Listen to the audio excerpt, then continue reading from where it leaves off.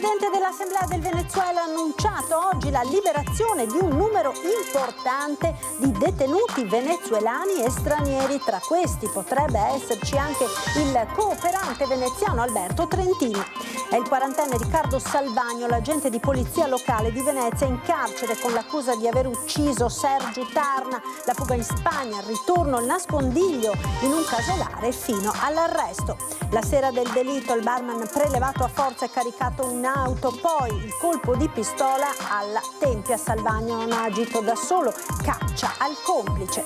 Salvagno ha risposto alle domande degli inquirenti. Quell'incontro non aveva l'obiettivo di ucciderlo. Il suo avvocato, persona con grosse fragilità, è molto scosso. Schivo e solitario, usciva spesso in orari strani, a notte inoltrata dopo le 2, il racconto di uno dei vicini di casa del presunto killer. Salvagno aveva anche lavorato come guardia giurata. Si costituirà parte civile contro l'agente Salvagno. A darne notizia in prima persona il comandante della polizia locale di Venezia, Marco Agostini. Buonasera e ben ritrovati con l'edizione di Venezia dei nostri telegiornali. Questi dunque i nostri titoli, con la clamorosa svolta nelle indagini sull'omicidio del barman 25enne trovato morto a Capodanno a Malcontenta. Ma apriamo con un'ultima ora, perché sono momenti di grande attesa questi a Venezia. Il presidente dell'Assemblea del Venezuela, infatti Jorge Rodriguez, ha annunciato la liberazione di un numero importante di detenuti venezuelani e stranieri. Tra questi potrebbe esserci anche Alberto Trentini. Ci colleghiamo quindi subito in diretta con il nostro Lorenzo Maier. Buonasera Lorenzo.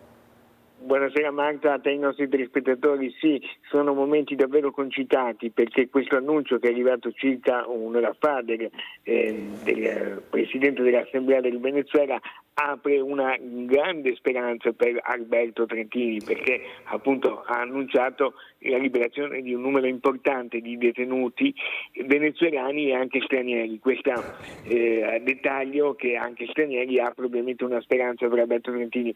Sono partite subito voci incontrollate, noi ci dobbiamo attenere anche su indicazione della Farnesina su quelli che sono i fatti. I fatti sono che stiamo attendendo che venga diramata una lista con i nomi dei prigionieri carcerati, e si spera ovviamente che ci sia anche il nostro connazionale Alberto Trentini in carcere da oltre 420 giorni. Momenti di attesa, proprio in questi minuti il CGIL e una serie di associazioni, gli scout, il Partito Democratico, molti comitati studenteschi stanno manifestando in via Palazzo a Mestre, proprio per chiedere la liberazione di Alberto Trentini e l'indipendenza del Venezuela, quindi contestando l'invasione di Trump. Per quanto riguarda Trentini, abbiamo parlato anche con l'ambasciatore. Queste sono le notizie in questo momento. Se avremo altre novità sicure e ufficiali ci permetteremo di richiedere, se non hai domande dallo studio,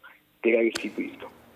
Grazie Lorenzo, noi proseguiamo ora con le ultime clamorose novità sulle indagini relative all'assassinio di Sergio Tarnar. È Riccardo Salvagno, quarantenne, agente della polizia locale di Venezia, ad essere stato arrestato. È un agente della Polizia Municipale che dopo la vicenda, non si è più recato al lavoro in servizio. È Riccardo Salvagno, classe 1985, originario di Chioggia, finora incensurato il presunto assassino di Sergio Tarna, il barman 25enne ucciso con un colpo secco di pistola alla tempia la notte tra il 30 e il 31 dicembre scorso, poco dopo le 2 del mattino. È stato ucciso questo ragazzo 25enne, è stato prelevato, quindi privato della libertà, fatto montare su un'autovettura, condotto in aperta campagna e ucciso con un solo colpo alla testa. Un solo colpo preciso alla testa, con foro di entrata, foro di uscita.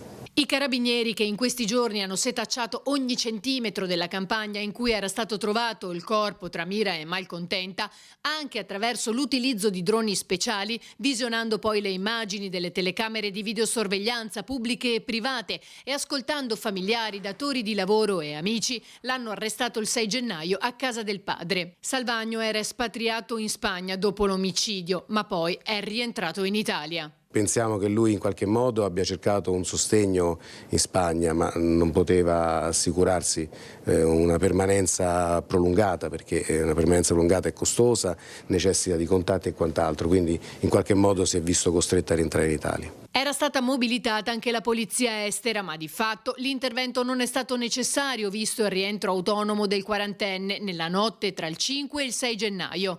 Il padre è andato a prenderlo all'aeroporto, ma al ritorno Salvagno si è fatto lasciare nei campi a Malcontenta, poco distante dall'abitazione, e lì si sarebbe nascosto in un casolare, ma è durato poco. A un certo punto dell'indagine abbiamo ritenuto che fosse rientrato, però pensando che noi ci fossimo in qualche modo disposti intorno alla sua abitazione, si era nascosto nei campi di notte. Quella è una zona molto buia. È stato necessario fare un approfondito rastrellamento anche attraverso visori, camere termiche e quant'altro, tanto che lui poi si è visto costretto a convergere verso la sua abitazione per trovare rifugio, e lì lo abbiamo assicurato alla giustizia. Ora si trova nel carcere di Santa Maria Maggiore a Venezia. Gli investigatori però sono certi che ci sia almeno un altro complice, come ha evidenziato il procuratore vicario. Sia per le modalità con cui è avvenuto l'omicidio e soprattutto per le modalità con cui lui è stato privato della libertà e quindi costretto a salire in un'autovettura, riteniamo che ci sia almeno un complice. L'arma del delitto non è ancora stata trovata. In possesso di Salvagno ci sarebbero 2 pistole. In casa ne è stata trovata una regolarmente detenuta ma non utilizzata, quindi non è quella che ha ucciso Tarna. La seconda, che al momento non si trova, così come la radio in dotazione al vigile, è invece quella d'ordinanza. Massimo riservo sul movente. Al momento non ci sbilanciamo sul movente, stiamo lavorando, stiamo valutando tra l'altro la versione dell'indagato che ricordiamo è presunto innocente fino a sentenza definitiva, stiamo verificando la sua versione dei fatti e sul movente non possiamo dire nulla. Oltre alla pista della droga, spaccio, un debito, spunterebbe un'altra ipotesi, quella legata a questioni sentimentali. I due avevano delle frequentazioni comuni e potrebbero essere entrati in competizione per una donna. In agosto Salvagno aveva avuto un momento di fragilità, tanto da raccontare ai colleghi di aver pensato al suicidio. I punti da chiarire sono ancora tanti, bisogna ancora individuare il momento esatto, bisogna capire chi fosse l'eventuale correo, e quindi c'è ancora da lavorare. Un'indagine minuziosa e veloce, quella degli investigatori. In modo, devo dire, ineccepibile, con dei rilievi perfetti, sempre nel rispetto delle garanzie difensive, quindi con piena utilizzabilità del materiale probatorio, ma con soprattutto un puntiglio e una precisione notevole. E secondo la ricostruzione degli inquirenti, Salvagno non avrebbe agito da solo ed è caccia al complice. Viene emesso il 3 di gennaio un provvedimento di fermo e immediatamente dopo, il 4 di gennaio, viene emessa, che vi ricordo era una domenica, viene emessa una misura cautelare e un MAE, un mandato di arresto internazionale. Questa persona rientra poi in Italia e riusciamo ad arrestarla. La notte tra il 5 e il 6 è rientrato in Italia. Il padre lo è andato a prendere presso l'aeroporto, ma lì poi sono partite le nostre ricerche per individuare il soggetto, perché poi l'uomo si è fatto lasciare nei campi, non lontano da casa ma nei campi, e lì, per chi conosce la zona di Malcontenta, di notte si esce dal centro abitato, è completamente buio, non è semplice individuazione. Fintanto che l'uomo non si è visto costretto a rientrare presso la propria abitazione, e lì abbiamo fatto accesso e lo abbiamo assicurato alla giustizia. Tenerife, Madrid, Venezia sono le tappe di Salvagno, fuggito subito dopo aver freddato Tarna. La sera del 30 dicembre il ragazzo è stato caricato in auto fuori da un bar di Chirignago dove era andato a fine serata. È stato caricato sotto minaccia a forza in un'autovettura. Riteniamo anche per le modalità dell'esecuzione che non ci sia una sola persona. Di lì la direzione verso Malcontenta, dove Sergio ha trovato la morte. È stata, a nostro avviso, per le modalità un'esecuzione. Il colpo è stato sparato in modo ravvicinato e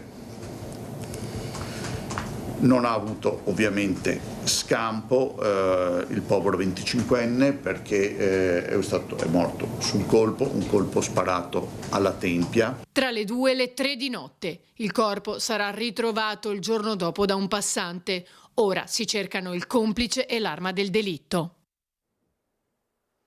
Nell'interrogatorio di garanzia Salvagno ha risposto a tutte le domande fornendo una versione dei fatti che dovrà ora essere verificata dai carabinieri. Sentiamo le parole del suo avvocato difensore.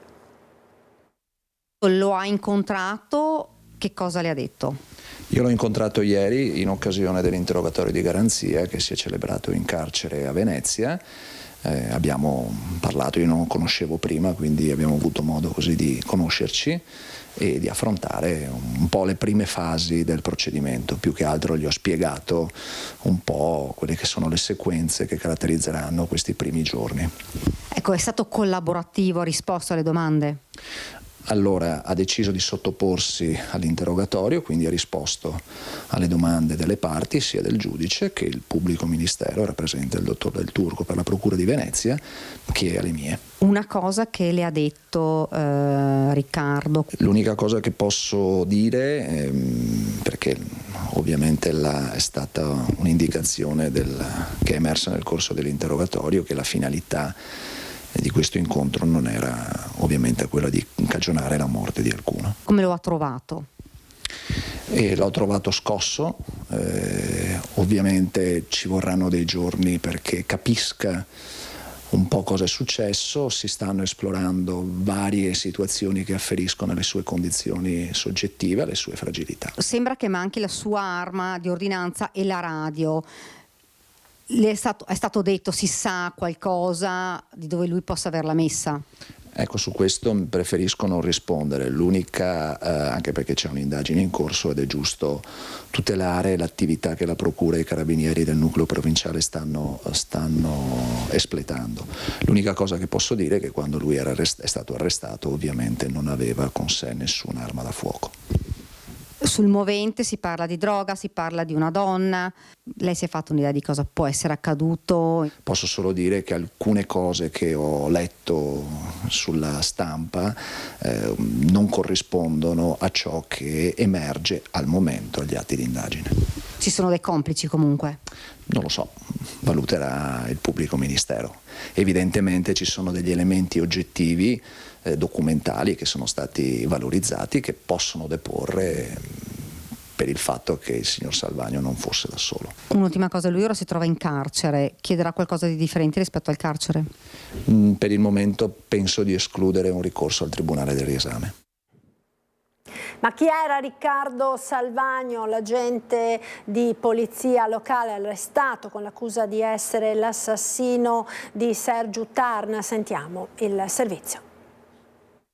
Molto riservato, solo delle uscite strane di notte, quello sì, però... Strane in che senso? Ok, sono le 2:30 di notte con l'auto, dove va? Cioè, non so, anche strano in effetti. Così il vicino di casa descrive Riccardo Salvagno, il quarantenne dalla doppia identità, agente della polizia locale di Venezia e killer di Malcontenta di Mira, secondo gli inquirenti. Preoccupante, insomma, tirare vicino all'assassino. Originario di Chioggia, attualmente in forza come vigile urbano al comando lagunare, in servizio anche a Mestre e zone limitrofe, era stato 3 anni in servizio alla polizia municipale di Padova e prima in quella di Vicenza. In passato aveva lavorato anche per una società privata di vigilanza e nel 2024 si era candidato nel Consiglio Comunale di Spinea con l'UDC, un profilo discreto lontano dai riflettori che nel quotidiano non attirava l'attenzione, dice sempre il vicino di casa. Sembrava gente normale, insomma. A inizio gennaio, 2 giorni dopo, l'assassino e i carabinieri con una scusa si erano presentati a casa di quest'altro vicino di casa al quale avevano chiesto di fornire i filmati del suo impianto di videosorveglianza. È venuto il secondo giorno i carabinieri qua, ha detto che è stato un furto, qualcosa, anche non ha detto la verità, hai capito com'è. E cercavano che cosa? Le vostre telecamere hanno chiesto? Sì, abbiamo telecamere, io non ce l'ho telecamere, capito com'è. Il vigile killer si era trasferito presso la casa del padre con cui viveva da diversi anni, qui al civico 43 di via Moranzani, dove adesso sono presenti soltanto alcuni dei suoi molossi, uno all'esterno a guardia del giardino. Le macchine e la moto e una barca parcheggiate all'interno della casa. Abitazione che si trova a meno di 200 metri in linea d'aria dal casolare abbandonato dove il killer si era nascosto dopo l'omicidio, di là dal Naviglio Brenta. Però non conosciamo né la vittima né chi l'ha colpito. Il killer è un vigile urbano? Abbiamo sentito, sì. Cosa ne pensate? Che fa paura tutto questo, questa realtà così vicino a noi. Ne ho sentito e non conosco questo, non voglio dire robe che non lo so. Sgomento e omertà, e questo è lo stato d'animo palpabile nei 2 locali frequentati dall'assassino. È una cosa grave che è successa e quindi così lascia un po' perplessi. È un killer? Non lo so io, sono cinese, adesso sono cinese, non lo so. Lascia un po' amareggiati insomma su questa cosa. Confortante sapere che il killer sia stato assicurato alla giustizia, così la voce comune in paese. Abbiamo preso subito anche questo, confortante. Ed ora sentiamo le reazioni della comunità e delle istituzioni alla notizia dell'arresto del vigile urbano. Purtroppo la solo grande solidarietà per la persona uccisa e in qualche modo anche per i familiari del Salvagno stesso che sono vittime di questa situazione. Questa è la reazione del comandante della Polizia Municipale di Venezia, Agostini. Racconta di come Riccardo Salvagno, dopo diversi episodi di instabilità emotiva, era stato spostato di incarico più volte e infine da un mese faceva il piantone al Tronchetto a Venezia. Prima un servizio interno, poi l'abbiamo messo a fare il piantone. Questo purtroppo con oltre 500 persone capita. È una persona molto chiusa. Questo mi è stato riferito dai miei con problematicità, ma le persone chiuse a volte sono chiuse e basta, altri sono problematiche. Si costituirà parte civile, così il comandante Agostini, a nome del comando della Polizia Locale di Venezia, che ha già avviato il licenziamento dell'agente che non si presenta sul posto di lavoro dal 30 dicembre scorso. Anche perché l'assenza ingiustificata comporta il licenziamento e prima di licenziare qualcuno volevamo verificare bene e quando ci hanno detto che era via qualcosa non quadrava. Marco Dori, sindaco di Mira, confida nel frattempo nell'individuazione di un possibile complice di Salvagno, ribadendo la speranza che anche il complice citato dalla procura venga presto identificato e fermato. Dello stesso avviso anche gli amici e colleghi di Sergio Tarna, in particolare del bar Esquina Deluxe a Mestre in via Lazzari. Non se la sentono di rilasciare dichiarazioni davanti alla telecamera, sebbene fuori microfono raccontino del posto speciale lasciato nel loro cuore dal 25enne, addolorati e tristi, auspicano sia fatta giustizia. Così anche il sindaco Armelao, considerate le origini chioggiotte del presunto omicida. Io personalmente non lo conoscevo, ma mi ha colpito appunto questa vicenda perché non è una cosa diciamo tanto comune, ecco, nel vedere appunto un appartenente comunque a un corpo della polizia locale o comunque anche delle forze dell'ordine che si trovi coinvolto, ecco, come responsabile appunto di questo omicidio. Cambiamo ora decisamente argomento, parliamo del freddo polare che sta attanagliando la nostra regione in questi giorni. Il Veneto è nella morsa del gelo, valori abbondantemente sotto lo zero si registrano in montagna ma anche in pianura. Il record ancora una volta spetta alla piana di Marcesina sull'altopiano di Asiago, dove la colonnina di mercurio ha toccato i meno 23,1 gradi, seguita dalla cima della Marmolada meno 21,9 e la Torbiera in Piancansiglio meno 21,8. Tra i centri della montagna il più freddo è Asiago con meno 15,4. Belluno è il capoluogo di provincia più freddo, meno 11,8. Seguono Vicenza, meno 7,8. Padova, meno 6,7. Treviso, meno 6,3. Ancora Verona e Rovigo con temperature minime intorno ai 5 gradi sotto lo zero. Il gelo non risparmia Venezia, dove il termometro ha fatto registrare meno 2,5 gradi. Da appena prima di Natale aria fredda di origine prima continentale poi artico-marittima continua ad affluire sul nostro territorio, portando generalmente qui sulla nostra regione giornate stabili con poche occasioni di precipitazioni, ampiamente soleggiate proprio come oggi, con aria veramente tersa ma decisamente fredda, con temperature che sono leggermente sotto le medie sia in montagna che in pianura. Temperature così basse non si registravano dal 2019. Il lago di Fimon ad Arcugnano nel Vicentino è ricoperto di ghiaccio. Con l'inizio della nuova settimana le temperature soprattutto in quota si riprendano, quindi siano in leggero aumento, e vedremo se avremo forse a che fare con un periodo più mite ma più umido, quindi finalmente con qualche perturbazione che potrebbe portare però pioggia in pianura e nevi in montagna, ma solo a quote dalle medio-alte in su, ecco, quindi essenzialmente oltre i 1000-1200 metri al momento. Era l'ultimo servizio, grazie per essere stati con noi. Ulteriori dettagli con il nostro meteo subito dopo la sigla. Buona serata, arrivederci.